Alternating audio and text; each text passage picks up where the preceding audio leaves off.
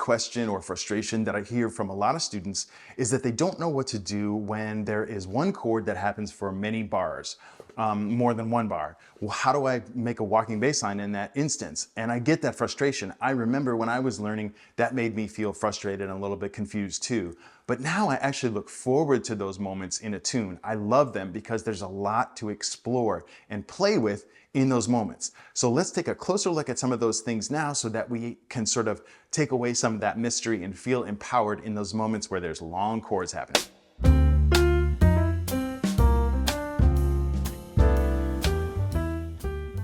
Welcome to Learn Jazz Bass with Matt Rabicki. I'm glad that you're here.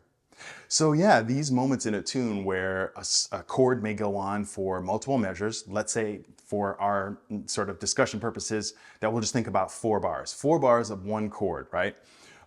There are a lot of ways that we can navigate this, and I want to give you some of those tools. And hopefully you will start to look forward to it in a tune as well, because you sort of get more breathing room, in short. The first thing I want to think about, though, is to sort of invite you to change your perspective, change your expectations for yourself with what you're going to do with a walking line. Here's what I mean. When we are learning how to create a line, we typically think roots on the downbeats, and when the chord changes, we play the new root on the new bar. And oftentimes there'll be like one chord in bar 1, and then it will change to some other chord in bar 2, right? That's a very generic thing. And so you play root on beat 1 of that first bar and the root on beat 1 of the second bar. So we get into that mindset a lot of just like we have to change every single bar. Every single bar requires its own sort of moment of creation, okay? I'm saying take that same idea of the basic thing you've already learned, but just expand it over 2 bars in this instance, okay? And there are other ways to do this, but this is the first suggestion. Take that intention of where you are going to play the root or the chord tone and extend it out to bar 3 for our purposes. So now bars 1 and 2 are full of things you can do to connect and make sounds, make melodies that don't require you to get back to the root or a chord tone until bar 3. So that's sort of mind shift. I hope you're sort of picking up on that. Rather than taking care of every single quarter note or every single bar, you're now taking care of every 2 bars. And theoretically, you could think of the whole 4 bars as one sort of statement. So just expand your mind about the statement. Also, there is every reason to not play the root in bar 3. You can, in fact, play another chord tone there. I would suggest, I'm going to say you should do this, especially if you're at the beginning of your journey, you should play a chord tone on the downbeat of bar 3 of a 4-bar phrase. That is going to anchor everything for you and for the others. And in fact, if you study lots of great players like Paul Chambers, for example, on a tune like I'll Remember April or gosh, I forget the other one that's coming to mind. Tunes that have long stretches of chords, you will see it is very common for Paul Chambers, for example, to play the 5th scale degree on the downbeat of bar 3 rather than the root. He does sometimes, but it's either the 5th or the root usually, but very often, in fact, more often than I thought when I was analyzing some charts in preparation for this video, more often than I thought, he's actually constantly putting the 5 on the downbeat of bar 3. So switching that mindset is going to make a big difference, and it sort of allows you to expand your sense of time, your sense of how much time do I need to sort of not be, because you're responsible for everything, but it just opens up the sort of breathing room, as I mentioned earlier. And when you have this breathing room, it allows for a lot of really cool things to happen. One of them being you can decide and plan for what your next target note is going to be on bar 3. So if you sort of are working on not playing the root on every downbeat, and you're like, I really want to encourage myself to play another chord tone on a downbeat, this is an opportunity for that because it gives you time to think about it. You think ahead. I don't need to get to, if we're in G major, I don't need to get to the D on the downbeat for 2 whole bars. So I've got a lot of time to figure out how to get there and to make a decision about what I want to play ahead of time. So that's a really cool thing. Also the amount of sort of clock time that happens when you have one chord, one static chord, allows for you to be able to listen more to the other people and react more to what is happening around you, which is really, really important. So when you become comfortable with this static thing and have the tools to play in that instance, then you can sort of, it eliminates one of the decisions you have to make about what note am I going to play on the new chord that is happening, because there aren't new chords. There's just one chord. So that sort of takes one decision away, which allows you to open that channel up, so to speak, to listen to what's going on around you, which is really, really great and allows for more musical moments for sure. So there are 2 really good things there. Just to really quickly review, we're talking about having the time to decide on what note you're going to choose, because the chords aren't changing. So you can play around with what is the target note that I am trying to get to and how to get there. And then you also have time to listen and react to the musicians who are around you and try to make the music itself better and not worry about yourself. And that is great. And I hope that you will come to appreciate those gifts, you know, as you feel more comfortable with tools with how to play when this thing is happening, long chords. So there are some specific options that I'd like to suggest to you, invite you to try out. They are having to do with implying other harmony, okay? So implying other chords in a moment. The second one is to focus on creating melodies with the bass line. The third one is to commit to a certain shape of the line itself, which gives a sense of interest. The fourth would be to use tools that make the line interesting, like triplet drops or some of the other colorful things I discussed that Ray Brown does, like painting intents or spinning the wheels and stuff like that. And the fifth has to do with playing with rhythm.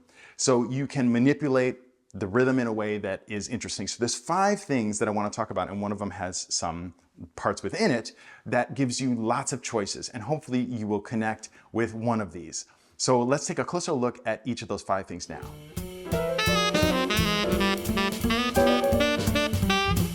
As I mentioned, the first thing that is a possibility is that you can imply either really, really sort of stridently or subtly some different kind of harmony that is happening in the moment. If there is one chord, in my examples here, I'm using D minor for 4 bars, okay? A D minor 7 chord. You can imply other harmony within your line that doesn't necessarily have to get in the way. It can if you want to, you know, if you really want to sort of go for it and try to sort of really imply a very outside harmony, that can happen. I'm not going to talk about that here today. Rather, let's talk about some basic little changes that can make a difference.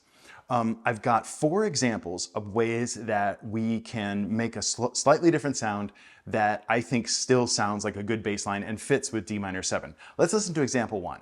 2, 3.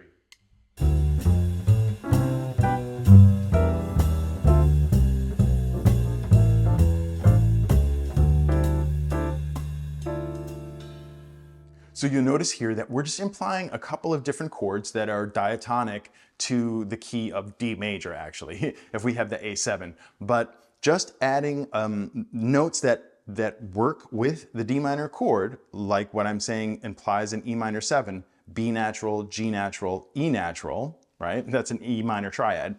And on the A7, importantly, we have that C sharp, which isn't diatonic in, let's say we're in D Dorian, right? I'm thinking sort of the tune So What or Impressions. That C sharp is not diatonic in the sound, but you are implying an A7 when you use that C sharp. And I use that in example 2 as well, but here I'm adding one more sort of different chord, and see if you like this sound. Let's check it out. 1, 2, 3.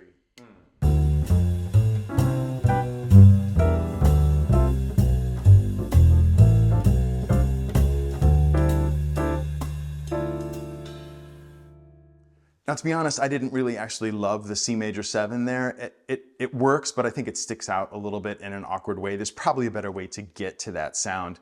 But it is an example and an option for you, and hopefully you're seeing that I'm not choosing notes that are way out of the key or a chord scale that would go with D minor, but rather simply by thinking about implying that, I am able to have options of interesting sounds. In example 3, you'll see that now I'm also sort of shifting in another direction with slightly other things. Let's check it out. 1, 2, 3, 4.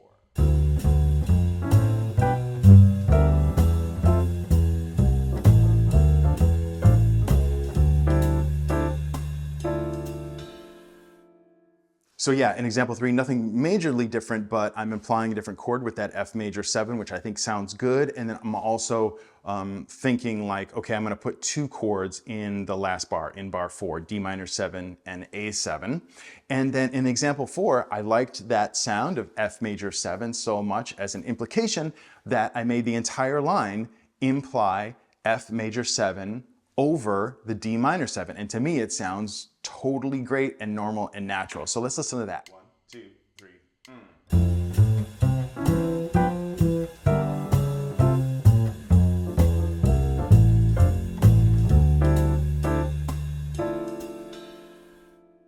So let me encourage you when you are practicing on your own, of course you can steal this if you want these lines, that's great, you can have them, but making your own lines and experimenting with what kind of harmony you can imply. So basically you're thinking from the beginning of the creation of your line of a different chord. How does it sound if I imply a G minor 7 over a D minor 7, for example, right? So I encourage you to check that out. So the next thing I want to talk about is thinking of the bass lines as melodies. Let's do that now.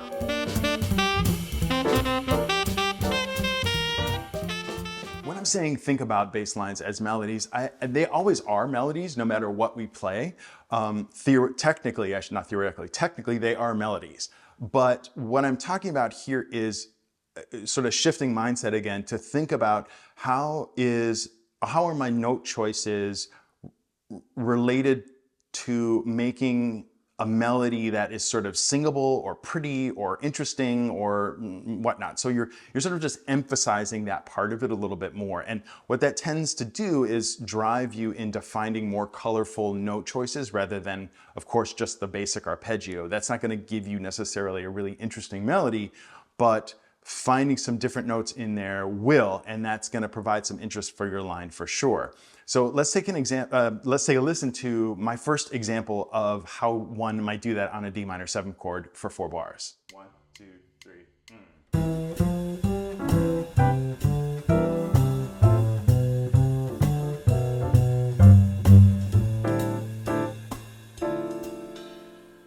So when I set out to write these examples, I didn't necessarily intend to come up with a tongue-in-cheek melody for the very first 2 bars, but I sort of did. And then I said, okay, well, let me do another one. So I wonder if you guys heard these little melodies that exist in there. The first one, let's see if you might recognize it, is If I Only Had a Brain from The Wizard of Oz, right? And then the next one is the famous The Lick, right? So in the walking sense of, when it's just walking quarter notes, it's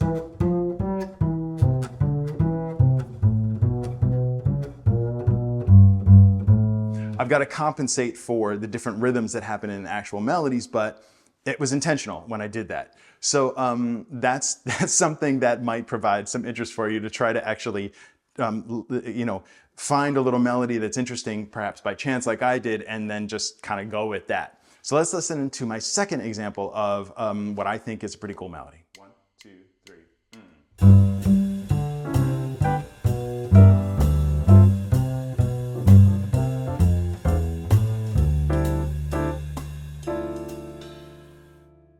So maybe this doesn't necessarily sound so similar or so familiar as the other ones, of course, but it might sound a little bit more like a melody if you were to take these notes and make them into eighth notes. So the line itself as quarter notes is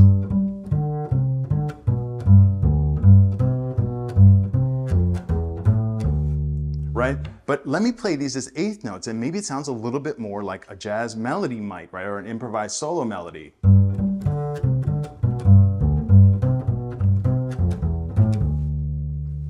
Maybe that appeals to you, maybe not. But when you are doing this sort of tool, I would encourage you to play an idea that you have as an eighth note and turn it into quarter notes, or vice versa.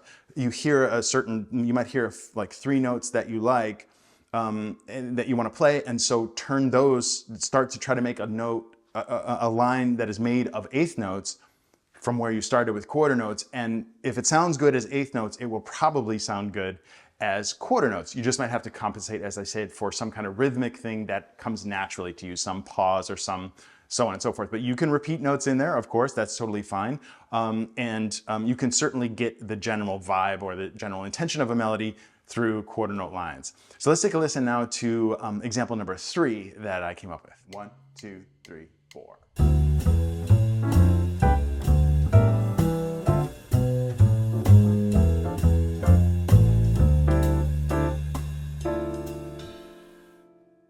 And nothing's necessarily super special here, but again, if you play this as eighth notes, I think it sounds a little bit more understandable as to why I did what I did with these note choices. As quarter notes,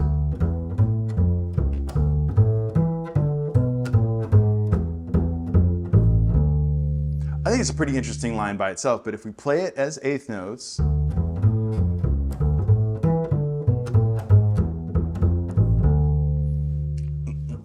hopefully that's appealing to you in some way. Of course, everybody's personal taste is different, and that's fine. Just find something that you like, but think about melody. Let's listen now to the last example of some melodic bass line. 1, 2, 3.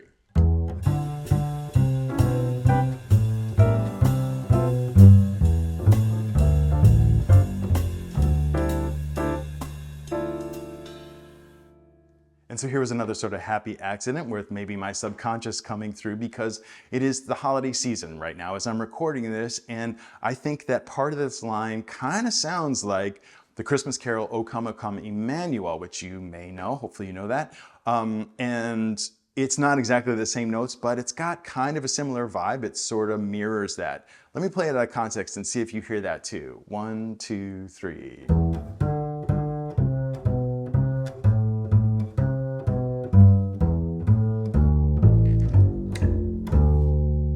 Sort of those last notes to me sound like Emmanuel. That's part of in the song. Anyway, so I came up with some happy accidents there, but hopefully this sort of tool or way of thinking will help you to have something to do in those moments of long chords. Let's go on now to our next suggestions about what we might do in this moment or in this thing that happens in tunes.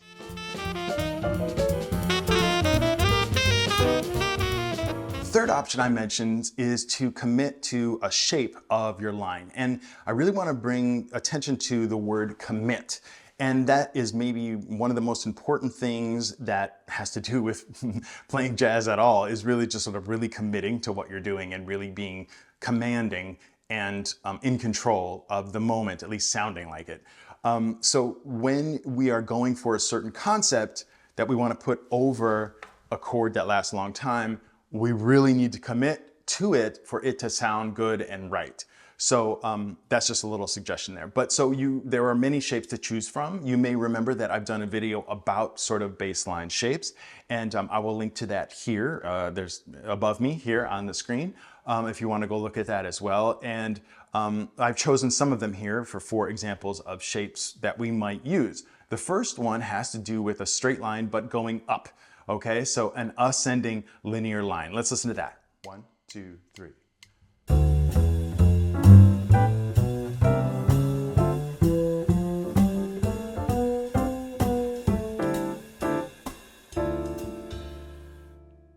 So what I tried to do here was just basically try to keep that line going as long as possible in one direction. And of course you can go down as well.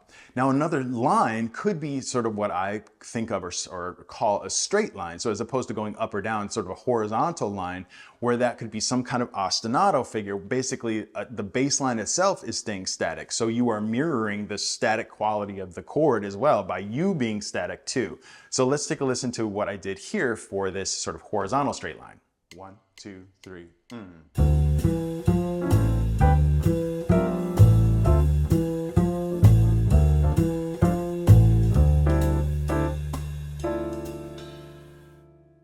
Hopefully that makes sense. And another choice that we can do with shapes has to do with what I call and response, or sometimes I call it two-tiered. So like there's something on one level and something on another level. I'm usually thinking sort of registers. But the intention there is that you have some kind of phrase, a statement that is somehow responded to, either answered or mirrored or something in another part of the instrument in terms of register or something like that. So let's take a listen to what I came up with for call and response. 1, 2, 3, 4.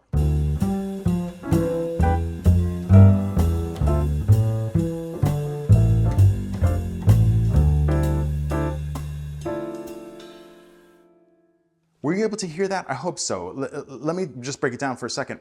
The first phrase I hear, or the call that I hear, is this, the bar 1.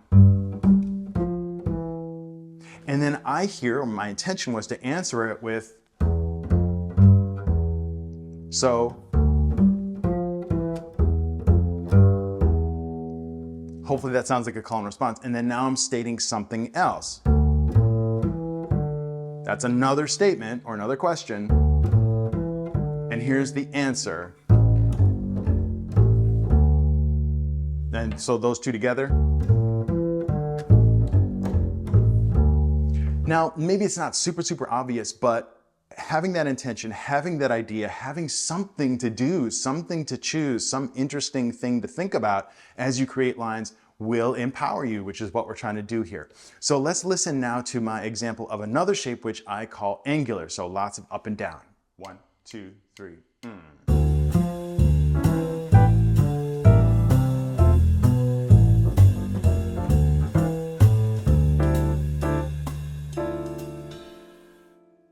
I'm kind of proud of this one. It's hard to make things that jump up and down a lot sound halfway decent, and I think this sounds actually halfway decent, but you may not.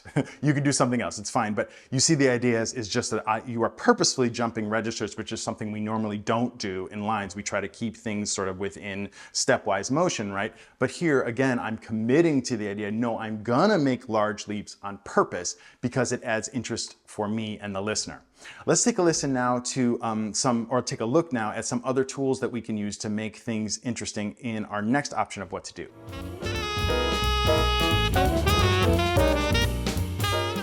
So the fourth option overall for what we might do in an instance of long chords is to use what I call sort of just color tools. We're trying to add ornaments, trying to add color, interest, spice, however you want to say it, to the actual quarter notes themselves by sort of either something conceptual or something technical. The first thing I'm using is a technique that I learned from Ray Brown that I call painting in tenths. I'm saying tenth as in the interval, which is, so typically that would be the interval of a major third, but up an octave, we call that a tenth. And then I'm saying painting in tenths because it adds color to the line. And the idea is that you are involving, again, another leap, but very carefully constructing it so that the notes that you are leaping to are part of the sound of the chord. So they jump out because of the register change, but they're still diatonic, or not diatonic, but they're still consonant to the chord itself. It sounds good, and then you sort of drop back down. So it's sort of this something pleasant, sort of jumping out of the ground or out of the water for a second and then going back down. And you can see here that I'm just making these sort of octave leaps involving, in this instance, the G, the octave G here, or using the G harmonic. That is something he does a lot, specifically on like A minor 7 to D7. He would play open A, and then the G harmonic is the flat 7 of A minor 7, and then to D, A minor 7, and then F sharp is the third of D. So A minor 7, D7. That's sort of the most famous way that he does it. And so I'm trying to utilize that idea in a line. It may not be as effective for certain keys, but there are ways to sort of make it work. Take a look at my Ray Brown video, which I will link here as well for a little bit more on this. So let's listen to these two examples of painting in tenths. 1, 2, 3.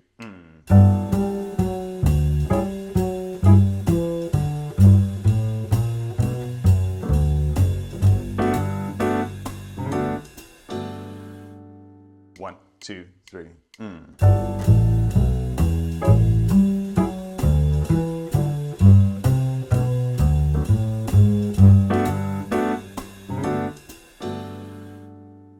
Hopefully you found that interesting. So another tool that we can do that involves color is something that I call, and Ray Brown calls, spinning the wheels. So this is taking one note and staying on it over and over and over again to give a sense of building tension, and then you release it into the walking line itself. Again, that's in my Ray Brown video that I linked to earlier. But so here what I've done is sped up the tempo of this backing track a little bit because it usually works a little better at slightly higher tempos. You can make it work at slower tempos, but nonetheless. But as you can see, it's just an intentional tool to try to add some color to the same kind of notes we might choose, but having 4 bars to make something like this happen gives us the opportunity to make it actually work, because we can commit to the idea for a couple bars, which really allows the listener and the other musicians to hear it. So let's just listen now to these 2 examples, again, of spinning the wheels. 1, 2, 3.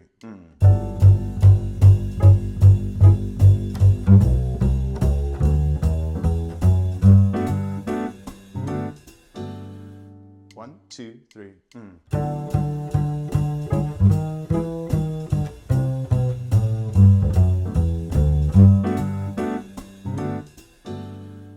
Another kind of thing that we can do, of course, to add color anytime in our line are triplet drops. And this is a great opportunity, as I've said, because we have time to make them happen, to think about them, to actually have them come into our mind as we're playing, or to figure out where to put them, and so on and so forth. So this is always a good tool to use. This is certainly something that can be included when you've got a lot of time to think about it. So let's listen now to my 2 examples of triplet drops as far as color goes for bass lines. 1, 2, 3.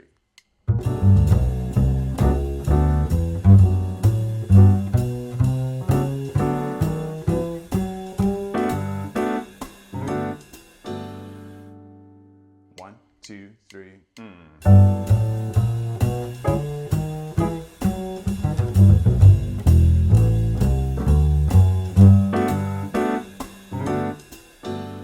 And another color tool that I sort of named from listening and transcribing Ray Brown is what I call clef diving. So instead of cliff diving, it's clef diving. The idea is that you ascend to a very high register and then you quickly dive off down into lower registers. And again, it's about, there's nothing super technical about it, but it's the intention, the commitment to that intention, and the fact that it gives you a purpose in that period of time when 4 bars pass of just 1 chord. Let's listen to 2 examples of that. 1, 2, 3.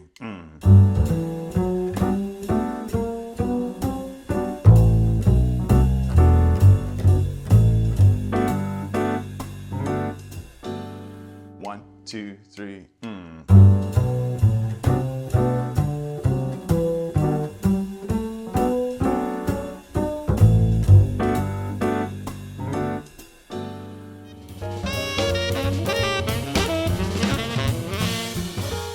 The 5th overall thing that I would suggest that you think about for long chords happening is to leverage the ability for you to articulate different things with the notes. And here this could sort of fall under the same heading as adding color to a line, but I wanted to separate them because this has more to do with technique as opposed to concept. Something like clef diving or spinning the wheels is more conceptual.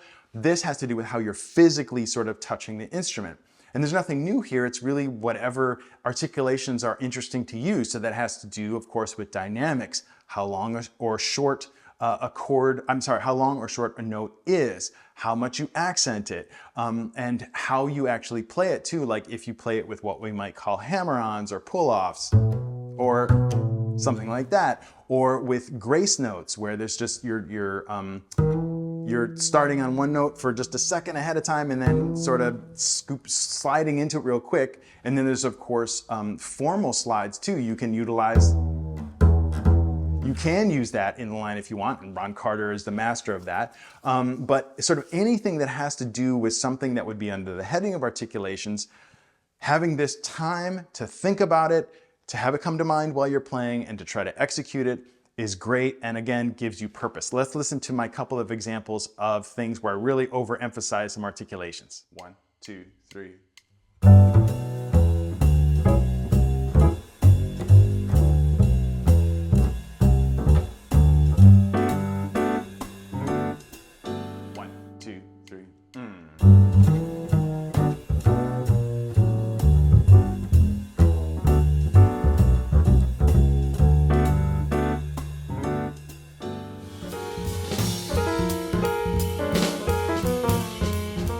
And the last sort of major heading of ideas that I've got for you has to do with manipulating rhythm.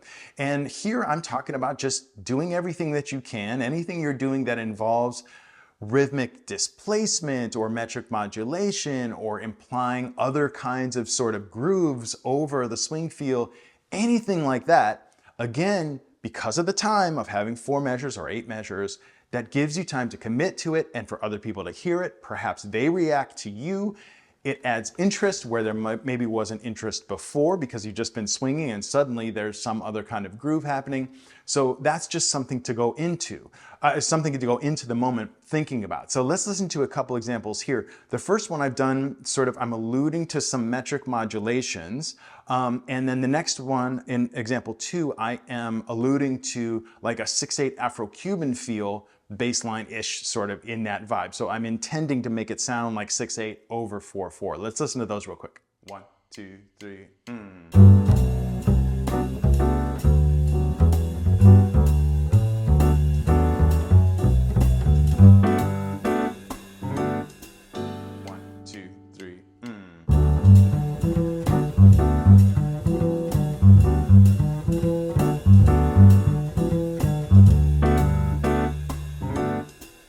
I wonder too if you noticed in the first example, as I say, this is sort of partially going to a metric modulation where I'm trying to sort of push the beat and make it feel like it's slower and so on and so forth. But these quarter note triplet figures at the very end, I wondered if you heard, I went, what does that sound like? Giant steps, right? So I tried to throw giant steps in there to also make it interesting too. So I'm sort of adding some other kind of implication into the moment of also adding some rhythmic variation to the line too.